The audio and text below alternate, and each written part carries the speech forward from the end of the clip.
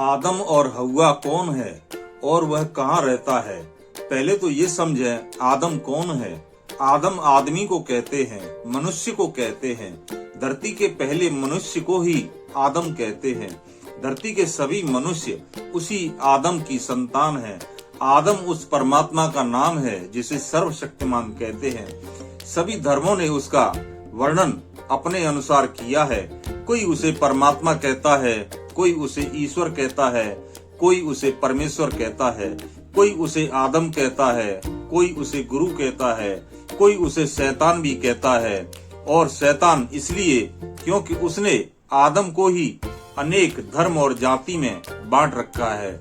वह कभी तुमको एक होने नहीं देगा, क्योंकि आपके एक होने से उसकी सत्ता समाप्त हो जाएगी। उसकी भी राजनेताओं वाली नीति है, फूट डालो और राज करो। ये कृपा उसकी सारे संसार में बरस रही है। तुमको वह बदलने ही नहीं दे रहा। तुम बदल गए तो तुम उससे ऊपर हो जाओगे। ये तुम्हारे उसी आदम की नीति है। अब बात करता हूँ हव्वा की। हव्वा क्या है? हव्वा एक अदृश्य शक्ति है जिसका रूप भी है और शरीर भी है, लेकिन वह किसी को नजर नहीं आता और वह आज भी धरती पर मौजूद है। जिसको वह नजर आ जाए उसे दिन में तारे और रात में सूरज दिखा देता है।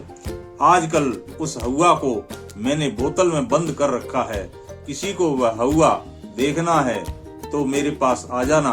तुमको वह हव्वा भी दिखा सकता हूँ। मुझे जीवन में किसी काम में सफलता नहीं मिली, लेकिन ये हव्वा मैंने हमेशा के लिए कैद कर लिया है। आजकल ये हव्वा मेरे से खुद पूछता है, बोल मेरे आका क्या करना है? मेरा एक ही आदेश है, भारत धर्म और जाति से मुक्त होना चाहिए।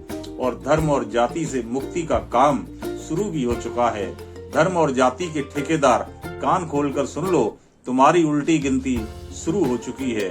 जो धर्म एक दूसरे को नीचा दिखाएगा वह स्वतः ही समाप्त हो जाएगा।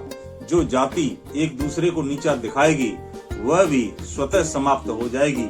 किसी को कुछ करने की जरूरत नहीं, सारे काम वो हव्वा अपने आप करेगा। और साथ में वह हव्वा सच्चे प्रेम की सुरंग भी चलाएगा, जो आपके जाति और धर्म को तोड़ता चला जाएगा। एक भारत श्रेष्ठ भारत का सपना वो हव्वा ही पूरा करेगा, क्योंकि आजकल वो हव्वा सच्चिदानंद के ही पास रहता है। जय सच्चिदानंद।